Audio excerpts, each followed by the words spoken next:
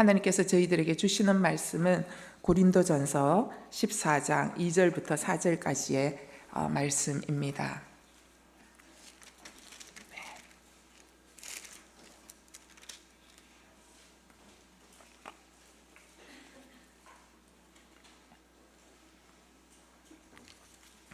고린도전서 14장 2절부터 4절까지의 말씀입니다.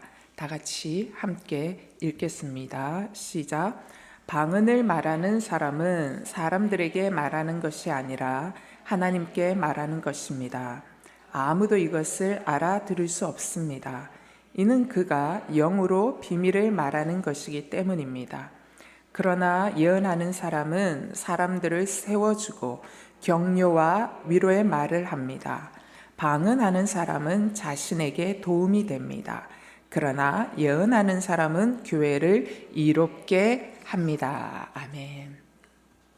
오늘은 또 기도의 종류에 대해서, 방언 기도에 대해서 말씀을 나누겠습니다.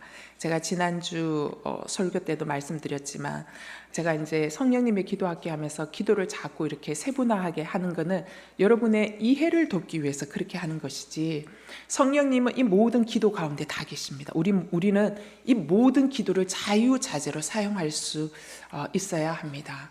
그러나 특별히 저는 여러분에게 간절히 축복하는 것은 방언 기도하도록 여러분 열심히 사용할 수 있게 되기를 바랍니다. 요즘 들어서 많은 교회들이 교회 안에서 방언으로 기도하는 성도님들의 무리를 찾아보기가 조금 흔치 않은 것 같습니다. 그래도 감사한 것은 저희 수원 온누리 교회는 그래도 낮 시간에 또 저녁 시간에 여성들이 오셔서 계속 방언으로 기도하는 기도의 소리를 계속 들을 수 있다는 것은 교회적으로 얼마나 큰 축복이고 또 얼마나 큰 은혜인지 모릅니다. 여러분, 오늘날 참 많은 교회들이 방언에 대해서 가르치지 않습니다. 그리고 또 교회들이 방언을 권면하지 않는 것 같습니다. 심지어는 어떤 사람은 방언을 매우 하찮게 여깁니다. 그리고 매우 하찮게 여기면서 방언기도 굳이 할 필요 있냐, 이렇게 이야기하시는 분들도 있습니다. 제가 그런 이야기를 들을 때 저의 가슴은 매우 찢어질 듯이 아픕니다. 왜냐하면 저는 방언기도의 능력이 얼마나 무한한 능력인지를 직접 체험해 봤기 때문입니다. 매우 강력한 기도라는 것을 나는 내가 너무나 생생하게 느꼈기 때문에 그렇게 이야기하는 것을 들을 때 굉장히 가슴이 너무나 아픕니다. 이게 아픈 거는 내가 아픈 게 아니라 정말 제 영이 아픕니다. 여러분, 방언을 하찮게 여기는 것, 하나님께서 우리에게 주신 매우 강력한 성령 세례의 선물을 집어 던지는 것과 똑같은 것입니다. 여러분, 방언 기도는 예수님께서 그런 얘기하셨습니다. 나를 믿는 자는 그 배에서 생수의 강이 흘러나리라.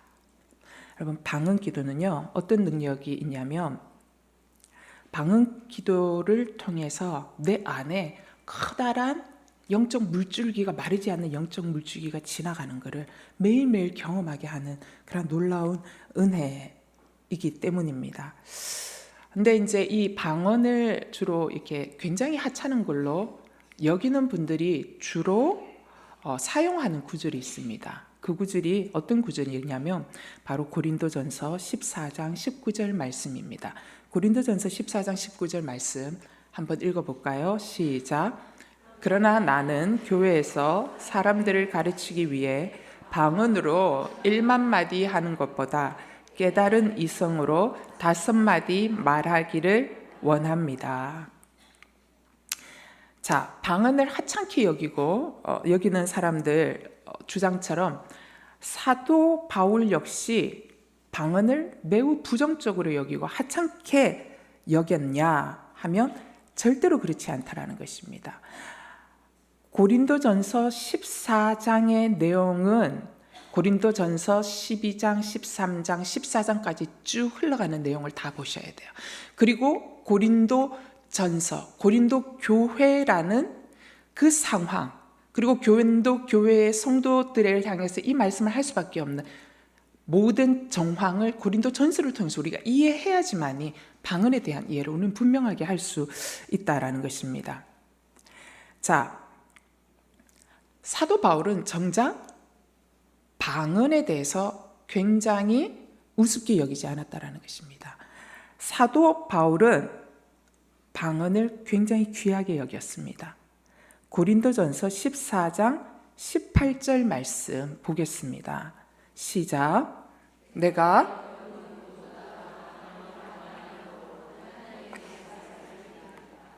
자, 여기 보면 사도 바울이 이렇게 얘기합니다. 내가 여러분 모두보다, 내가 고린도 교회에 속한 성도님들 여러분 전체를 합한 것보다 방언을 더 많이 합니다. 그래서 하나님께 감사를 드립니다. 이 내용이거든요. 자, 이거는 뭘 얘기해 주고 있냐면 바울이 매일매일 기도를 통하여 엄청난 방언 기도를 하나님 앞에 올려드렸다라는 것을 뜻하고 있다는 것입니다. 자, 그럼에도 불구하고 다만 이어서 19절에 사도 바울이 마치 방언으로 1만 마디 하는 것보다 깨닫는 이성으로 5마디 말하기를 원합니다 라고 이어서 이야기하는 내용은 무엇 때문이냐? 바로 이겁니다. 14장의 내용은 예배 때 어떻게 할 것인가에 대한 가르침이 14장이라는 것입니다.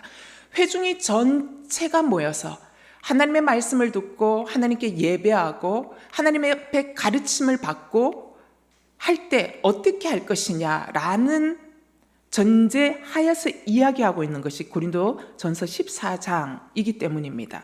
자, 그래서 사도 바울이 여기에서 자기는 고린도 교인들이 이야기하는 것보다 훨씬 더 많이 자신은 매일 개인적으로 주님 앞에서 방언 기도를 굉장히 많이 함에도 불구하고 뭐라고 얘기하냐면 1만 마디 방언하는 것보다 5마디 알아듣는 말로 5마디 하는 걸 원한다라고 이야기한 이유는 첫 번째, 전 교인이 함께 모여서 있을 때 모두가 다 방언으로 말하는 것은 좋지 않다라는 뜻입니다. 왜냐하면 고린도 교회 성도들이 이렇게 모여서 예배할 때 여기서 말하는 저 같은 스피커가 뭐라고 얘기하냐면 방언으로 얘기하는 거예요. 그럼 앉아 듣는 여러분은 알아들어요? 못 알아듣죠? 방언하는 사람만 신났죠? 그죠? 그런 상태였다라는 것이죠. 그래서 함께 모여서 다 방언으로 말하는 거 좋지 않다라는 것입니다. 두 번째, 왜 이 얘기를 했냐? 그거는 회중이 전체가 모여서 예배할 때 사람들이 뭐예요? 방언으로 이야기하면 정말 진리 되신 하나님의 말씀에 대해서 가르침을 받을 수 없기 때문이라는 것입니다. 자, 이러한 이유 때문에 알아듣는 깨닫는 이성으로 5마디 하는 게 더 낫다는 거예요. 또한 이것을 깨닫는 이성으로 5마디 하는 게 더 낫다라고 이야기한 배경에는 뭐냐면 영적으로 아직 배우지 못한 누군가가 교회에 오는 거예요. 그죠? 교회에 왔을 때 방언으로 서로 앞에서 얘기하고 밑에서는 방언으로 또 질문하고 또 방언으로 대답하면 뭐예요? 사람들이 왔을 때 다 미친 거 아니야? 이렇게 느낄 수 있다는 것이죠. 그게 고린도전서에 그대로 나와 있습니다. 누군가가 교회에 온다면 성도들을 보면서 뭐라고 얘기하냐? 미쳤다고 오해할 수 있기 때문이다라는 것이죠. 그래서 1만 마디로 방언하는 것보다 깨달은 이성으로 5마디 말하기를 원한다라는 것입니다. 뭐 때문에? 전제 조건이 있습니다. 교회에서 사람들을 가르치기 위해서는 이성으로 알아듣는 깨닫는 말 5마디가 훨씬 낫다라는 것입니다. 자, 따라서 바울은 고린도 교회 성도들에게 방언하는 것이 잘못되었기 때문에 그만둬라고 이야기하는 것이 결코 아니다라는 것입니다. 다만 고린도 성도들이 하나님이 그들에게 굉장히 중요한 선물을 주셨어요. 성령의 선물을 주셨어요.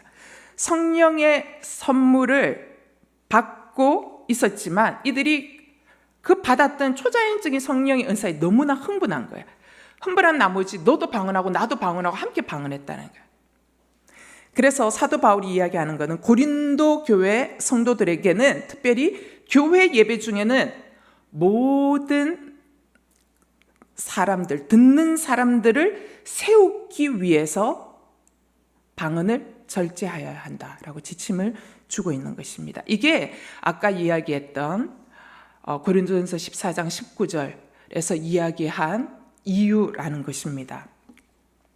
자, 그러면 방언의 유익이 뭐가 있냐라는 것이죠. 많은 유익을 이야기할 수 있지만 내용이 너무 많아서 저는 딱 두 가지로 좀 정리를 해봤습니다. 다른 내용들도 많이 이야기할 수 있습니다. 그러나 제일 중요한 두 가지만 여러분과 나누고 싶습니다. 방언의 유익이 뭐냐? 첫 번째, 개인의 영을 강건하게 세워줍니다. 방언은 개인의 영을 강건하게 세워줍니다. 여러분, 방언의 목적은 가르침에 있지 않습니다. 방언의 목적은 설교에 있지 않습니다. 방언의 목적은 오직 믿는 자가 자신의 영을 세울 수 있도록 주신 하나님의 선물입니다. 어디서 이야기를 하냐? 고린도전서 14장 4절에서 이야기합니다. 14장 4절 읽어보시겠습니다. 시작.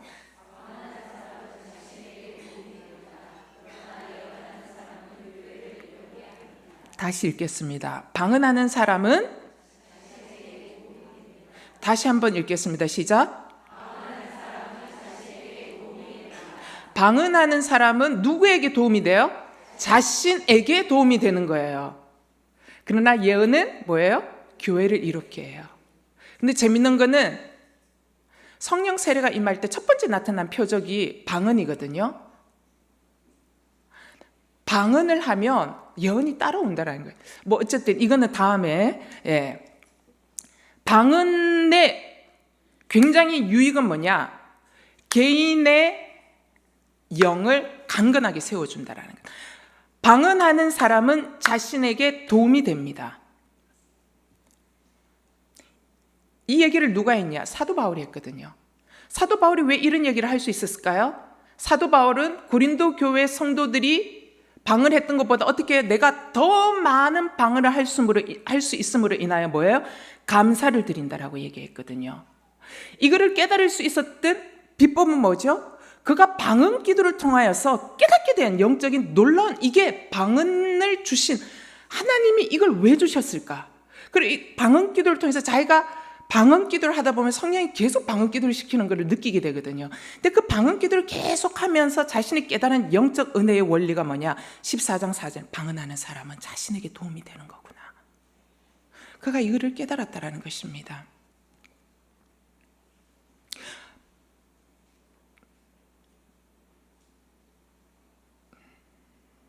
이 얘기는 뭐냐?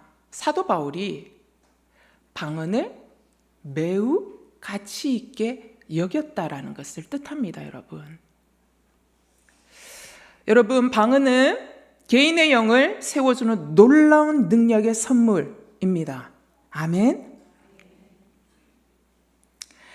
자, 그런데 이 자신에게 도움이 됩니다. 또 예언하는 사람은 교회를 이롭게 합니다. 이게 영어로 edify라고 적혀 있거든요. 이게 이제 조금 요즘 현대적 언어로 맞지 않아요. 그런데 이제 이롭게 합니다. 개역 개정에는 덕을 세웁니다. 그 다음에 여기서는 도움이 됩니다라는 이 헬라적 이 단어를 오늘날 현대적 언어의 영어로 가장 잘 번역할 수 있는 게 뭐냐면 이겁니다. 바로 charge라는 거예요. 충전한다라는 것입니다. 네. 자, 다시 말해 방언으로 기도할 때 뭐예요? 우리는 성령의 능력으로 우리의 영을 어떻게 하고 있는 거예요? 충전하는 것입니다. 자, 이렇게 자신을 영적으로 세우고 영적으로 충전하고 영적으로 도움을 주는 것이 방언입니다. 따라서 방언 기도의 가장 우선적인 유익이 뭐냐? 바로 나 자신을 위해 역사하시는 것입니다. 나 자신을 위해 역사하여 주시는 선물이 방언이라는 것입니다. 물론 이 방언 기도를 통하여 나의 영이 강건하여지면은요, 결국 누구를 세울 수 있어요? 옆에 있는 지체들을 이렇게 세울 수 있습니다. 그러나 내가 온전히 세워지지 않고는 지체들을 세울 수가 없습니다. 그래서 가장 먼저 성령님께서는 방언이라는 선물을 주심으로 우리의 영을 일으켜 세우도록, 강건하게 일으켜 세우도록 만들어 주신다라는 것이지요. 저의 경험을 조금 나눠보고 싶습니다. 예. 저는 방언 기도에 대한 성경적인 해석이 이런 것이 있는 줄을 전혀 몰랐습니다. 모르는 상태에서 내가 예수 그리스도를 인격적으로 만났고, 그리고 이제부터는 내 삶의 주인은 내가 아니고 주님이시구나. 그래서 내 뜻이 아니라 주님의 뜻을 살아야 되겠다라고 이제 결정을 합니다. 그리고 그러한 결정, 예수 그리스도를 인격적으로 맞이하고 난 이후에 성령 세례가 제게 임했죠. 그래서 성령 세례가 임하면서 나도 모르게 터져 나온 것이 방언인 것이죠. 네. 자, 어쨌든 그러면서 이제 이 방언 기도를 하게 되었습니다. 근데 이제 방언 기도에 대한 이런 성경적인 해석이 있는지도 모르고 이제 하나님 앞에서 하루에 기본적으로 2시간 내지 3시간 정도를 무릎 꿇고 마룻바닥에 앉아서 매일 기도를 했습니다. 꼬박 5년을 하루도 빠짐없이 365일 그렇게 매일 기도를 했던 것 같습니다. 근데 방언 기도를 한 5개월, 6개월 정도를 지나가면서 제일 처음에는 방언 기도를 해도 시간을 보내기가 참 쉽지가 않았습니다. 근데 이제 여러분 마치 석유를 파내는 시추를 하려면 이거를 밑으로 이렇게 파내잖아요. 그게 제일 처음에 파낼 때는 뚫는 시간이 필요해요. 그러나 뚫고 나면 석유가 뿜어져 나오잖아요. 방언 기도의 훈련도 그와 같습니다. 그래서 제일 처음에 방언 기도를 통해서 기도를 쭉 하다 보면 제일 처음에는 나의 의지적인 싸움이 필요합니다. 그래서 쭉 하다 보면 깊은 기도 속으로 들어가면 나중에 이 석유에 맥이 뚫리는 것들을 느끼거든요. 그렇게 기도의 생활이 매일매일 연속적으로 반복되어서 가면 제일 처음에는 앉아서 1시간 기도해야 기도의 깊은 속으로 들어가지만 이것이 6개월, 7개월, 8개월, 1년 정도 되면 주님 앞에 와서 무릎을 딱 꿇고 앉아서 고개 숙여서 주님 저 왔어요 라는 그것부터 시작해서 앉아서 있으면 10분 정도만 돼도 깊은 기도 속으로 들어갑니다. 왜? 그 길이 뚫려 있기 때문이죠. 또 옆으로 빠졌네요. 자, 어쨌든 제가 이제 그때 이제 하면서 이제 방언으로 이제 기도할 때 뭔지는 몰랐습니다. 그러나 성령께서 저를 이끌어 가시는 기도이기 때문에 제가 이제 방언 기도를 막 하면서 깨닫게 되는 것은 뭐냐? 방언으로 계속적으로 더 기도해야 하는 거구나 라는 것을 어렴풋이 알았을 뿐입니다. 그냥 그 어렴풋이 아는 것을 그냥 순종하여서 기도하였던 것이죠. 또 하나는 방언으로 기도하는 것이 너무나도 쉬웠기 때문입니다. 그리고 방언으로 기도하면 더 깊이 들어갔고 더 오래 기도할 수 있었고, 내가 오래 기도하려고 작정한 것이 아니지만 깊은 기도 속에 들어가서 있다가 눈 뜨면 서너 시간이 그냥 흘러가 버리니까 기도가 너무 쉬웠던 것이죠. 그래서 이제 방언 기도를 그냥 쭉 했던 거예요. 근데 이제 방언 기도를 쭉 하다 보면서 깨달았던 것이 뭐냐면 방언 기도를 통해서 주님이 기도의 방향을 바꾸어 가시는 것을 느낍니다. 방언 기도를 통해서 내 기도를 다 알아들을 수는 없지만 중간중간에 알아먹게 하십니다. 주님이. 내가 드리는 방언 기도의 해석이 되어집니다. 그러면서 주님이 내 기도의 방향을 이번에는 다른 걸로 기도를 하고 계시는구나, 기도를 시키시고 계시는구나 라는 내용이 바뀌는 것을 느낄 뿐만 아니라 또한 기도의 방향을 바꾸어 가시는 것들도 느끼게 됩니다. 자, 이러한 이 방언 기도 속으로 깊이 들어가게 되면 나중에 깊은 기도 속에 들어가게 되면 그 다음에는 한국말로 다시 기도가 하게 됩니다. 기도가 터져 나옵니다. 그렇게 기도하게 터져 나올 때 제가 놀랍니다. 뭘 놀래느냐? 그런데 이런 기도가 어떻게 나올 수 있지? 와, 놀랍다. 이거는 내가 아니야. 이제 성령님께서 말하게 하심을 따라서 기도하는 거예요.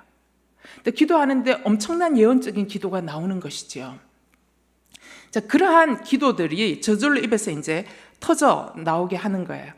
자, 잘 알지도 못했던 저를 방언 기도를 통해서 굉장히 강건하게 세워가시게 하실 뿐만 아니라 24시간 성령의 임재 가운데서 코람데오의 삶, 그러니까 내가 거룩해져야지 거룩한 척을 하는 것이 아니라 너무나 강력한 성령의 임재가 날마다 느껴지기 때문에 거룩해질 수밖에 없는, 그러니까 이렇게 라디오에서 세상적인 노래가 나오면 듣기 싫고, 그 다음에 제가 옛날에 참 이렇게 가물을 즐기지 않습니까? 그죠? 근데 이제 그런 게 그냥 싫어지는 거예요. 그게 어쨌든 그러면서 나 자신을 강건하게 세워가도록 하신다라는 것을 그냥 경험적으로 알게 된 것이죠.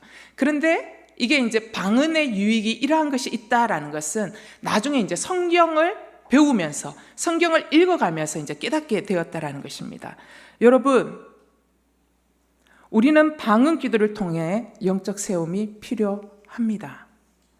에베소서 3장 14절에서 16절의 말씀 읽겠습니다. 시작.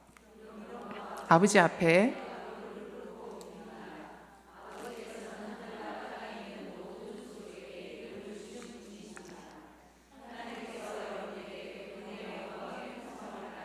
성령으로 인해 여러분의 속 사람을 능력으로 강건하게 하시고. 자, 지금 에베소서는 사도 바울이 누구에게 편지하는 거예요? 에베소 교회에게 편지하는 거죠. 자, 에베소 교회에게 편지하는 이 편지를 받는 에베소 성도들은 어떤 사람들이냐? 이미 성령 세례의 충만함을 경험한 자들입니다.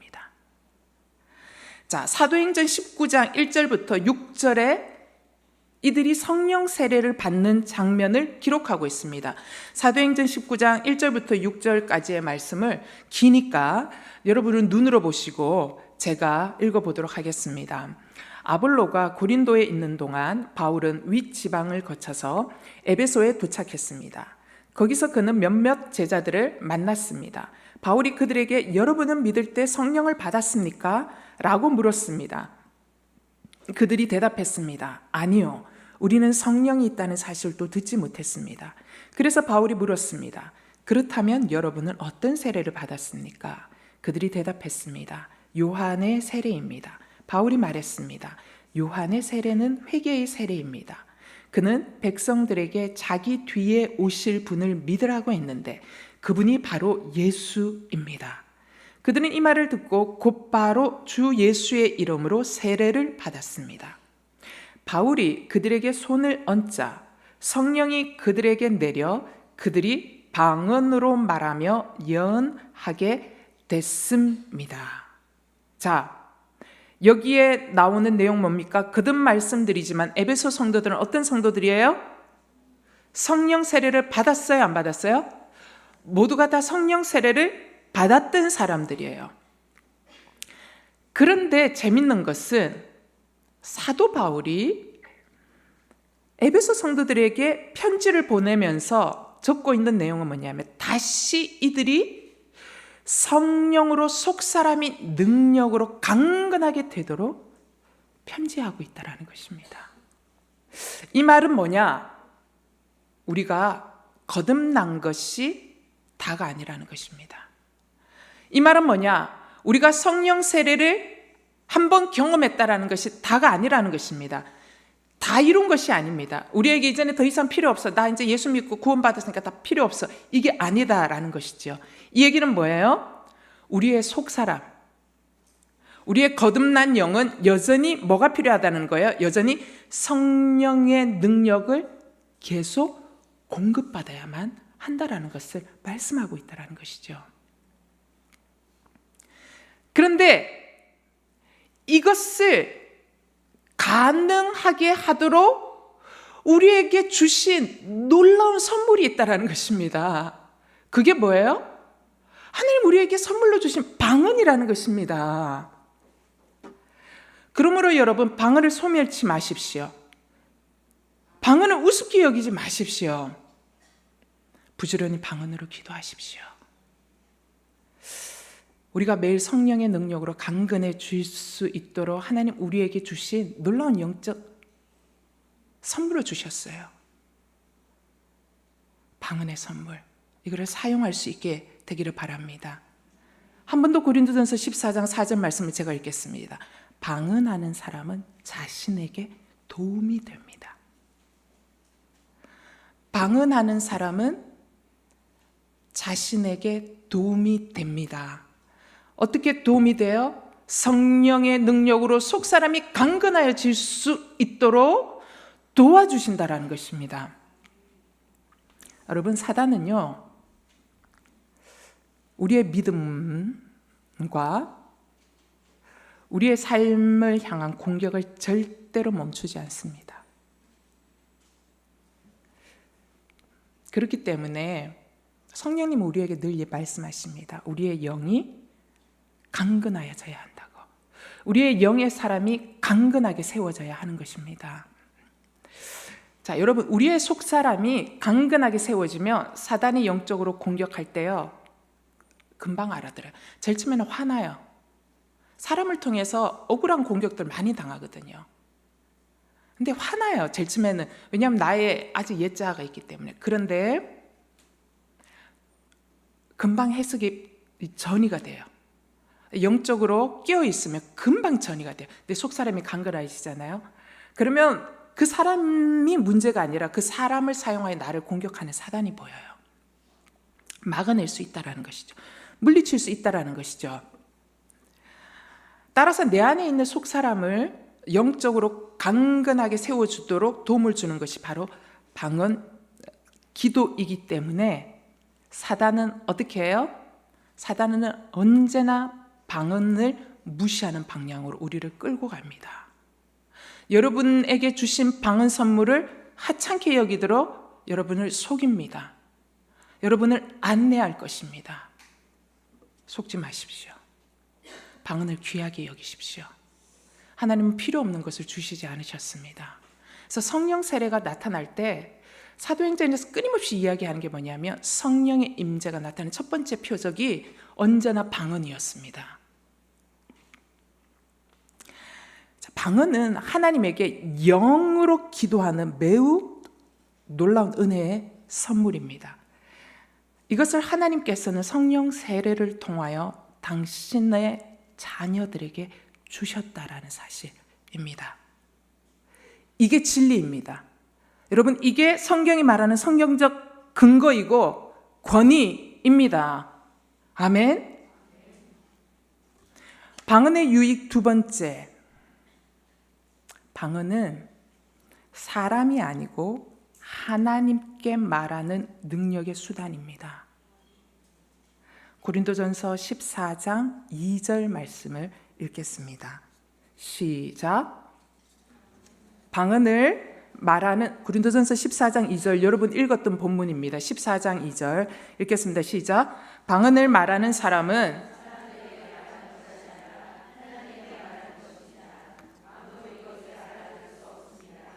이는 그가, 자, 방언을 말하는 사람 누구에게 말하는 게 아니래요?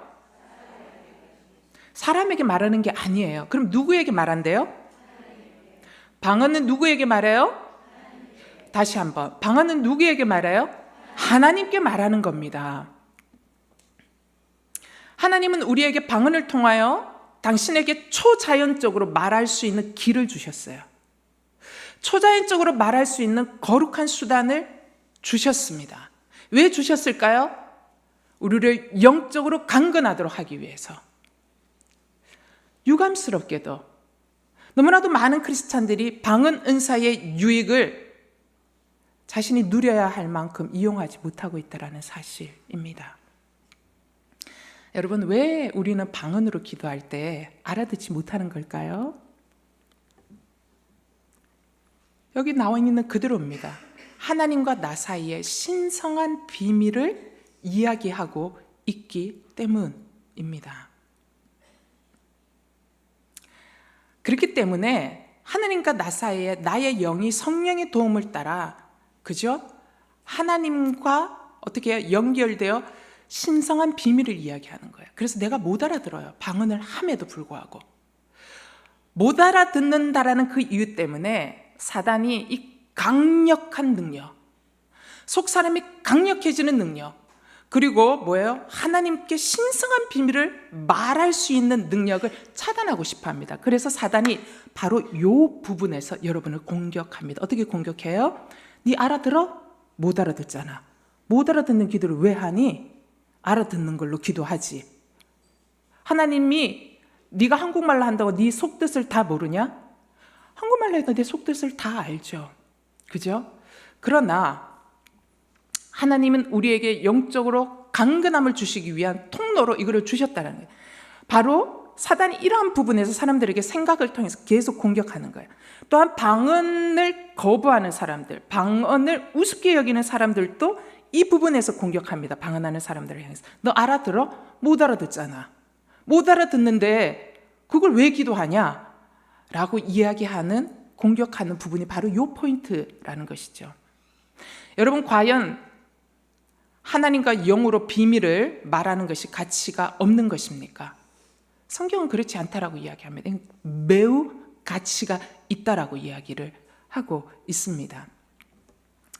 만약에 이것이 가치가 없는 것이고 우리로 하여금 날마다 넘어뜨려지게 하는 거침돌이 됐다면 하나님은 절대로 성령 세례가 임하는 첫 번째 표징으로 사람들에게 방언을 주시지 않으셨다는 거예요. 사도행전에 필요 없는 것이라면 절대로 주시지 않으셨다는 것입니다.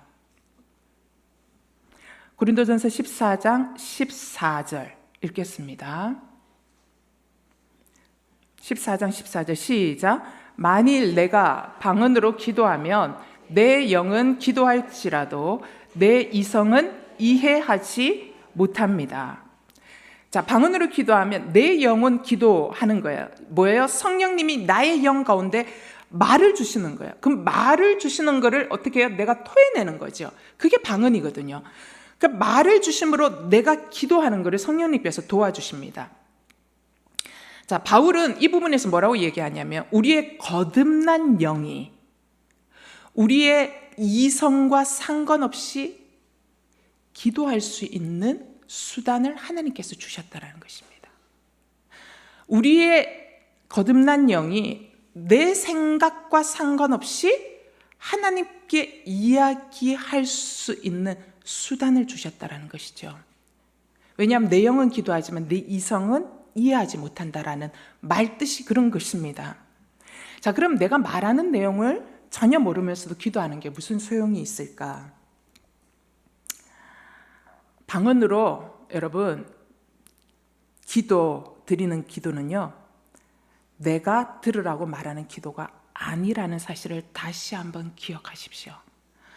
방언으로 드리는 기도는 내가 들으라고 하는 기도가 아니라 뭐예요?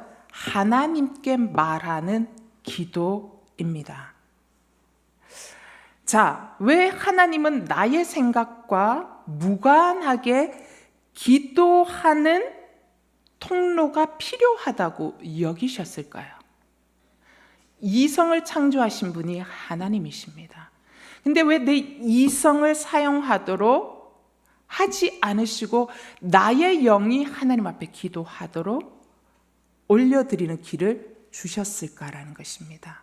여러분, 그 이유는 우리의 이성은 이 땅에 범죄함으로 인하여 너무나도 많은 부분이 왜곡되어지고 일그러지고 너무나도 개인주의적으로 편협한 생각으로 잘못된 추론과 길을 향하여 흘러가는 샛길들이 너무나도 많이 열렸기 때문입니다. 그래서 우리의 생각 속에는요, 혼재되고 혼미한 것들이 되게 많아요. 그래서 내 생각에는 이게 바른 생각인 것처럼 여겨져도 바른 생각이 아닌 경우들이 참으로 많습니다. 또한 내 생각에는 이게 하나님이 원하시는 것이야. 라는 느낌이 들 때가 있어요. 그러나 이게 다분히 나의 생각일 뿐일 가능성이 높은 것이 우리 생각의 파편이라는 것입니다. 또한 너무나도 혼미하고 혼재되어져 있는 세상의 소리와 나의 소리와 나의 자아에서 올라오는 욕심의 소리와 이러한 하나님의 말씀들의 소리가 혼재되어져 가지고 우리가 기도할 때 꼬리에 꼬리를 무는 생각은 하나님 앞에서조차도 뭐예요? 하나님을 제대로 바라보지 못하고 내 생각에 자꾸만 몰두되어 기도의 줄조차 잡기 어렵게 만든다는 것입니다. 그래서 하나님이 나의 생각을 온전히 하나님의 생각에 사로잡아서 바르게 생각할 수 있도록 하는 단계까지 나아갈 수 있도록 길을 열어주신 것이 방언 기도라는 것입니다. 이게 방언 기도의 능력입니다. 잘 따라오고 계십니까? 여러분, 방언을 통해 우리의 영은 영이신 하나님과 직접 소통합니다. 물론 이전에 우리가 우리의 생각으로 나의 생각을 말할 수 있습니다. 또한 감정으로 하나님께 말할 수 있습니다. 그러나 방언은 나의 생각 속에 갇혀 있었던 어떤 추론과 결론과 정리를 뛰어넘어서 방언 기도는 내가 미처 알 수 없던 생각 속으로, 이해 속으로 우리를 끌고 가십니다. 성령의 도움을 따라 하나님께 영으로 올려드리는 그 기도가 우리의 생각을 끌고 가시는 것이죠. 그래서 그곳에서 이전에 내 생각과 이론 속에서 1차원적으로 이성만을 사용해서 기도했을 때 1차원적으로 강구했던 거를요, 방언이라는 성령에 이끌어 가시는 기도를 통해서 가면 어떻게 되냐, 하나님이 입체적으로 해석하여 주십니다. 그러면서 입체적으로 해석하는 단계까지 끌고 가십니다. 끌고 가시면서 그 부분에서 어디까지 보여주시냐면 때로는 미래적인 것까지 보여주십니다. 미래적인 것은 10년, 20년을 다 보여주시는 것이 아닙니다. 내가 왜 이렇게 지금 하고 있냐면 무엇을 위함이다라는 바로 한 칸 앞에 보이는 미래를 보여주십니다. 자, 이것이 영으로 기도할 때와 나의 이성으로 기도할 때 매우 큰 차이점이라는 것입니다. 제가 지금 설교하고 있는 이 부분을 알아듣는 분도 계시고 못 알아듣는 분도 계실 겁니다. 알아듣는 분은 방언 기도를 통해서 꾸준히 1년, 2년 기도하셨던 분들은 이 세계가 뭔지를 아마 아실 거예요. 그러나 못 알아듣는 분들도 이해하시면 됩니다. 이러한 능력이 있다는 것을. 여러분, 제가 이성으로 기도할 때는요, 기도를 오랫동안 해도 이 답답함이 있는 거예요. 어떤 답답함이냐면 그 단어에 묶여있는 답답함이 있어요. 사람의 단어가 주는 답답함이 있거든요.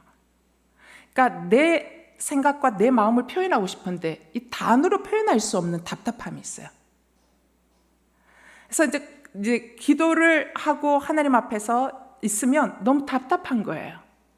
근데 내 안에 있는 다양한 감정의 복선들을 어떻게 제가 다 표현할 수 있겠습니까? 그러나 표현하지 않아도 주님은 아시지요. 물론 아시지요. 그러나 이게 단어로는 표현할 수 없는 이 답답함과 갑갑함이 있는데, 자, 이거는 방언 기도를 통하여 이렇게 올려드릴 때 단어에 제한되지 아니하고 방언 기도를 통하여 올려드릴 때 나의 감정의 수많은 이 복선들을 주님 앞에 올려지는 느낌을 우리가 경험하게 됩니다. 자, 어쨌든 다시 돌아가서 방언 기도를 통해서 우리가 더 깊은 임재 속으로 주님이 이끌어 가시거든요. 더 깊은 임재 속으로 들어갈 때는요, 나의 생각이 멈추어져서 영이 기도합니다. 영이 기도할 때 뭐예요? 주님의 생각이 내게 임합니다. 주님의 생각이 임하고 주님의 감정이 임합니다. 주님의 생각과 주님의 감정이 임하는 이 단계까지 들어가면 그 다음에는 한국말로 기도하고 싶어져요. 한국말로 막 기도하고 싶어질 때 제가 기도하는 내용을 듣게 됩니다.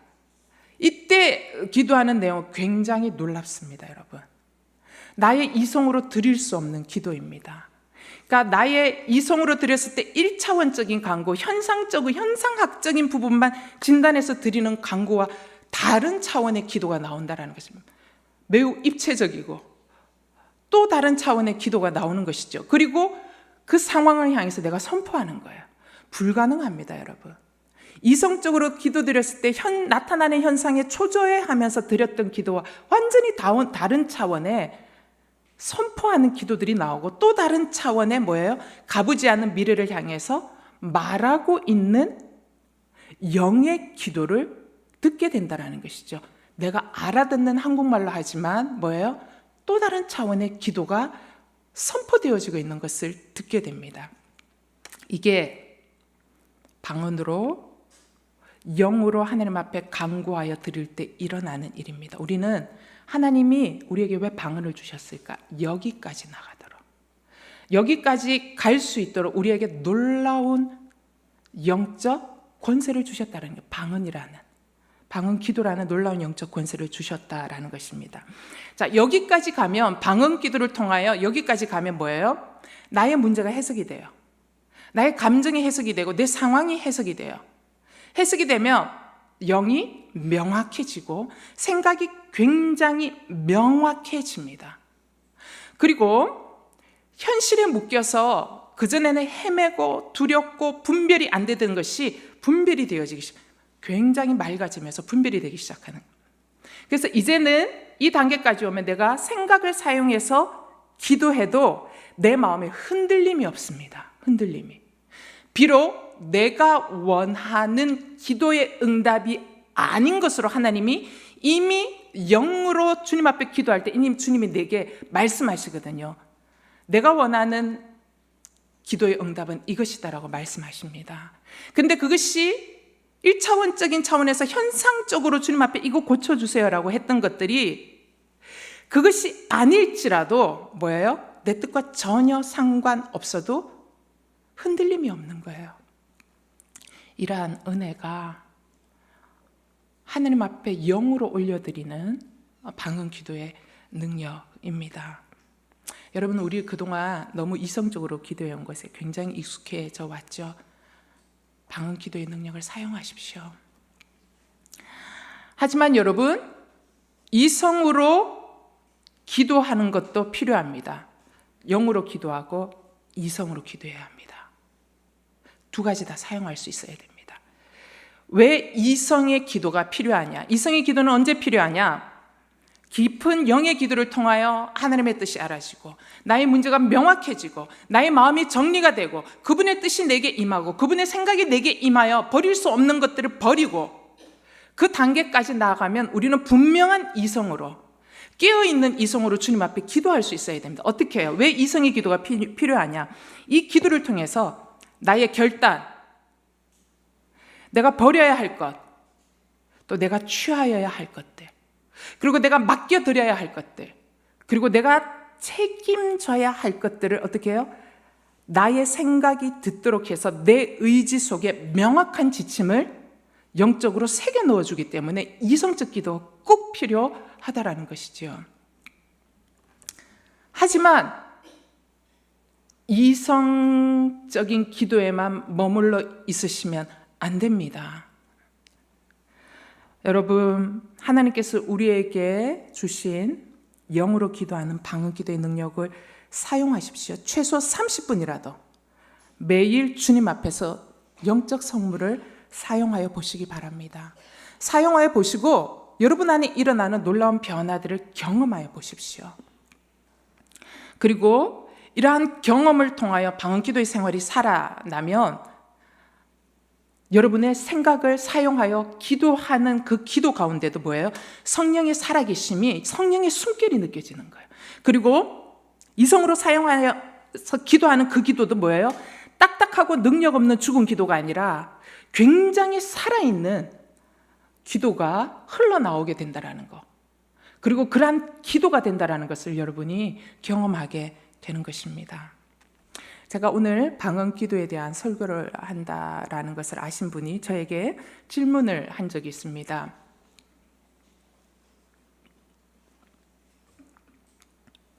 어떤 질문을 했냐? 자신 교회에 어떤 자매가 중보기도 제목을 가지고 기도하는 자리에서 중보기도 제목을 보면서 오직 방언으로만 기도하는데 이거 맞습니까? 라는 질문이었습니다.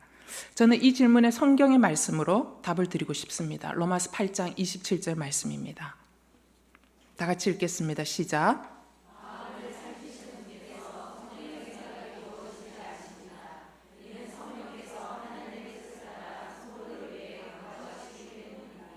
성령의 마음을 살피시는 분, 성령님께서 영의 생각이 무엇인지 아신다는 거죠.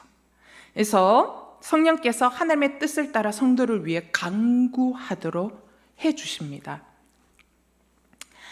여러분, 우리 교회에 또 중보기도 제목도 많이 올라오고, 또한 우리가 무릎기도에서 선교사님들이 보낸 중보기도를 우리가 책자를 보면서 읽어 내려갑니다. 이 중보기도의 제목을 가지고 책자를 보면서 내용을 읽어갈 때 중보하는 간구자는 뭘 느끼느냐? 굉장히 답답함을 느낍니다. 이거 해본 사람이 알아요. 왜 답답함을 느끼느냐? 그 기도 제목을 적어서 올려주신 분은 짧게 한 줄씩 올리거든요.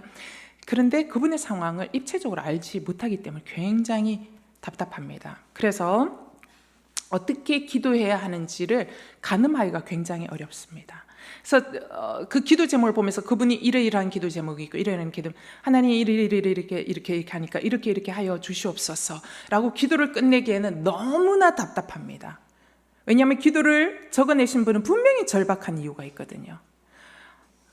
그럴 때 제 안에 계신 영을 따라 기도합니다. 왜냐하면 성령께서 그분의 상황을 가장 잘 아시기 때문에. 그래서 그 영을 따라 방언으로 기도를 막 합니다. 방언으로 기도를 막 하다 보면 기도 제목에 나와 있지 않는 기도의 내용이 나옵니다. 방언하는 가운데 여러분 해석이 됩니다. 그러면 그 기도의 내용이 나오면 그분에게는 그 기도가 필요한 거예요. 그래서 이제 그 기도를 이제 막 하게 되는 것이죠. 성령께서 내 안에 주시는 그분의 상황을 알려주시는 것이죠. 그래서 여러분 그 사람의 기도 제목과 상관없는 기도를 제가 하고 있는 것을 보게 되는 경우들이 굉장히 많습니다. 네. 그 사람이 어떤 사람은 저는 이게 나아야 돼요 라고 이야기하지만 그 사람의 그 질병 치유를 위해서 기도할 때 주님은 다른 것을 이야기해 주십니다. 질병이 문제가 아니라 다른 것을 이야기해 주는 거예요. 그러면 어떻게 해야 돼요, 여러분? 다른 거를 기도해야 되는 거예요. 다른 거 기도해야 되는 거예요. 만약에 이성으로만 기도했으면 모르는 거예요. 근데 다른 걸 가르쳐 주시니까 다른 걸 기도하는 거예요. 그러나 그거를 그 사람에게 다 이야기할 필요가 없습니다. 왜? 성령이 그 시간에 내게 알려주시는 거니까. 나는 중보자니까 그거를 주님 앞에 올려드리면서 기도하는 것이죠. 여러분, 하나님의 선하고 기뻐하시고 온전하신 뜻을 누가 가장 잘 알겠습니까? 내 안에 계신 성령님이 가장 잘 아십니다. 그래서 방언으로 올려드리는 기도 방법 굉장히 강력한 통로입니다. 요한복음 15장 7절 말씀 읽겠습니다. 자막 있습니까? 요한복음 15장 7절 찾아서 읽겠습니다. 네. 만일 너희가 내 안에 있고 내 말이 너희 안에 있으면 너희가 원하는 것이 무엇이든지 구하라. 그러면 그대로 이루어질 것이다. 너희가 내 안에 있고 내 말이 너희 안에 있으면. 제가 오늘 방언 기도, 영적인 기도에 대해서 쭉 이야기하면서 다시 한번 저는 여러분에게 균형을 잡아줘야 합니다.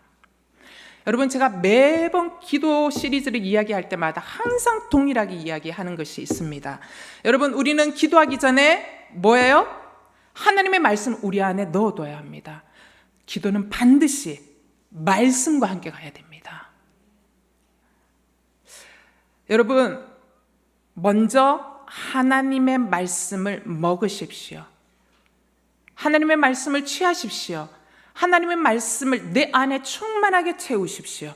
그리고 매일 하나님 우리에게 주신 방언으로 기도하는 놀라운 기도의 통로를 가지고 구별하여 사용하십시오.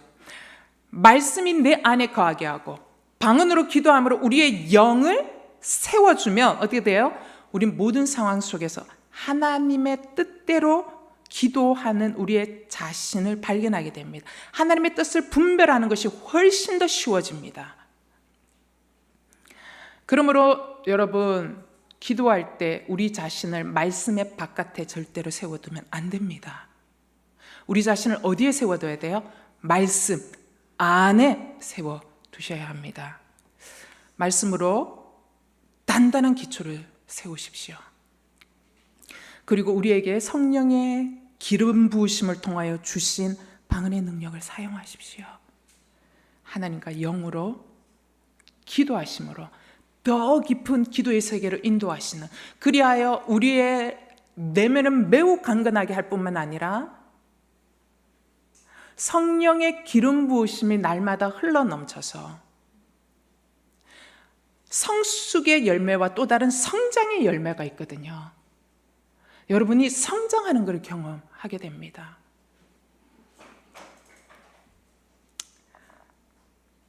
정리하겠습니다. 여러분, 방언을 통해서 자신을 하나님 앞에서 강건하게 세우시고 속사람을 능력으로 강건케 하십시오. 두 번째, 방언을 통해 하나님께 영으로 기도하는 은혜를 누리심으로 내 생각과 내 방법과 내 경험이라는 이성적 판단 속에 머물러서 내 뜻을 분별하지 못한 채 기도하는 것이 아니라 하나님이 가르쳐 주시는 분별과 생각에까지 이끌어 가시는 영의 기도를 드리십시오. 세 번째, 말씀 안에서 기도하시기 위하여 말씀을 날마다 먹으시고 말씀을 입으시고 말씀을 취할 수 있게 되기를 바랍니다. 방언을 사용하십시오. 주님 주신 선물을 사용하십시오. 여러분, 그 깊은 은혜의 기도의 세계 속으로 초청하시는 주님의 길을 따라 걸어가십시오.